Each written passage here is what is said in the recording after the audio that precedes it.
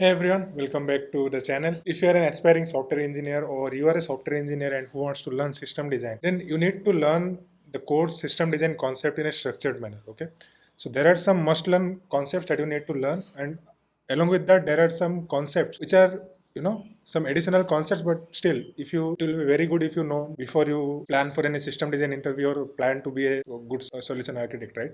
Obviously, you won't be gaining all the ideas just by learning the concepts. You need to do practicals. You need to practice it hands-on, be it in your company or be it in your personal projects. But before all of this, you need to have an idea about how this different type of concepts work actually. In order to start learning system design, what we have done, we have basically divided the entire system design universe into 9 different sections. And what is this RGB? I'll come to this in a while. What is this RGB is about? Uh, so in order to start learning system design, you need to go in a structured manner as I told, and there are 9 different sections, 9 different steps that you need to cover one by one while learning system design. So first we need to start with the introduction of system design, like what do you mean by system design? What is the difference between low level design and high level design? And what do you mean by functional and non-functional requirements? How do you collect those for a given problem statement at hand?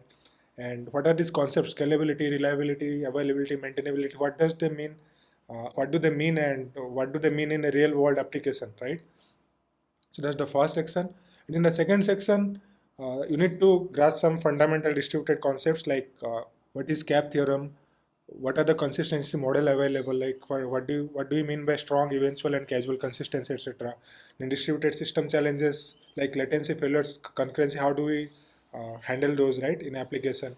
Then you need to learn about the networking and communication protocols, like what is the difference between HTTP, WebSockets, gRPC, REST, and GraphQL versus gRPC, and what are the load balancing strategy? What do you mean by load balancing, and how do we implement load balancing in an application? What do you mean by rate limiting? What are the CDNs, and what are the benefits of having edge computing and CDNs in place? So all those things fall into the network and communication protocol section. All right. Next, in the fourth section, you need to understand different type of databases, and related to storage and database, you need to understand few concepts like what do you mean by SQL and NoSQL database. NoSQL database is not only about MongoDB, right? There are a lot of things attached to that also. So what do you mean by sharding, replication, partitioning? How do you use it to scale a database cluster? How do you optimize your database performance using index and query optimization? What is event sourcing and CQRS pattern, and how do you implement caching in your application using Redis and Memcached? And how do you use different type of database like time series, columnar? Not only about NoSQL, SQL, we have time series database, we have columnar databases, we have graph databases, right? When to use what? Those type of things you need to understand, because those kind of concepts, if you understand in detail, it will help you selecting the best database for your application need, right? So that's about the fourth point. In the fifth section, we need to understand about different type of caching and performance optimization technique. Like what do you mean by caching first? What are the cache invalidation strategies? What are the cache eviction policies that we have?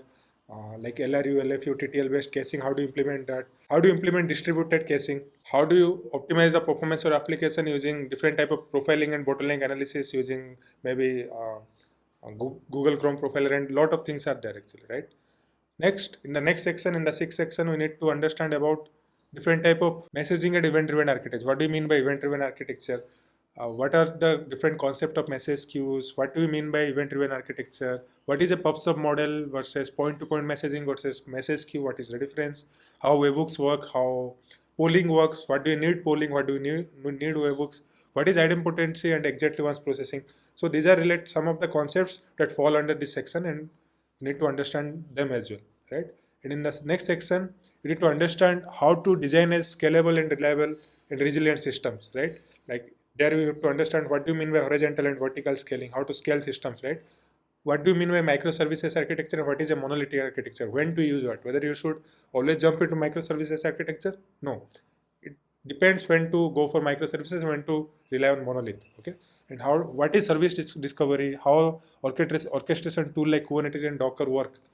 And what is circuit breaker and retry patterns? And how failover strategies and disaster recovery can be implemented in application to make it more resilient.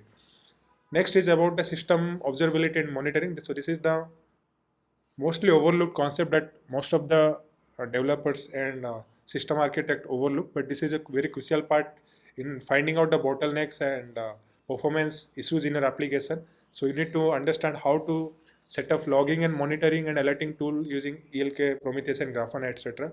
How to implement tracing using OpenTelemetry, Jagger, or store it using some Grafana backed storage like Tempo, and a lot of concepts we're going to discuss.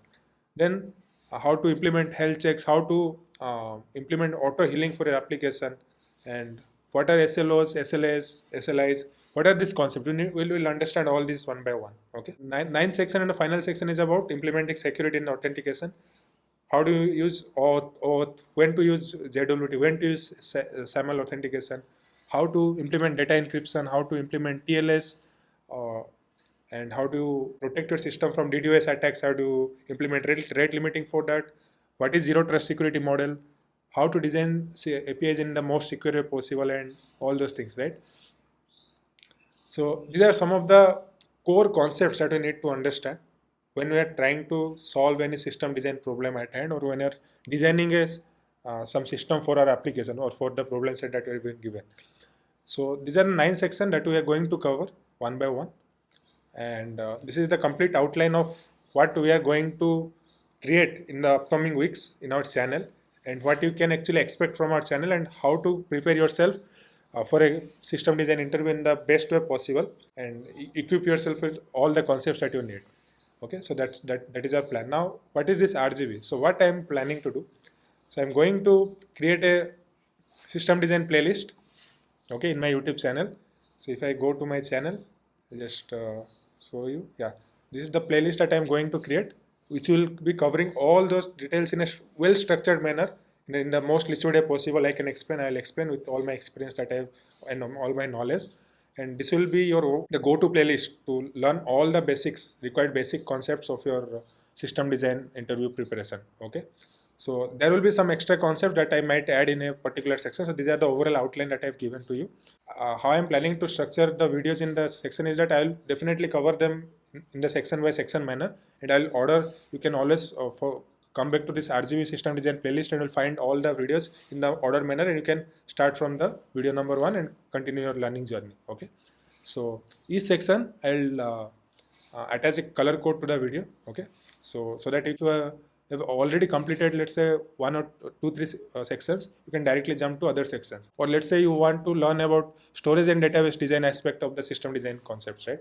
Then you can directly jump to that particular color coded video in my playlist. So I'll be using different type of color coded thumbnails for all the videos. For example, for database, I'll be using green theme based thumbnails. So on and so forth, I'll structure the playlist. So this will be the go-to playlist for system design concepts. Okay, so that was about today's video. I wanted to make a small announcement kind of thing, and give you a heads up about the playlist that we're going to create in our channel over the weeks. And I hope it will help you in your system design interview or preparation, and make you a better software engineer and better software developer than yesterday. So if you like this video, subscribe to my channel. Make sure you follow this playlist, and let's learn together all the system design concepts with real life use cases that are there. I regularly create different kind of system design based use cases, and I put them in a separate playlist. You can check that out also. But this should be your step number 1. Okay, that you need to do before you jump to the system design use cases. So with that being said, I'll see you in the next video, and see you in the RGB system design playlist. So thanks for watching this video, and I'll see you in the next one. Thank you.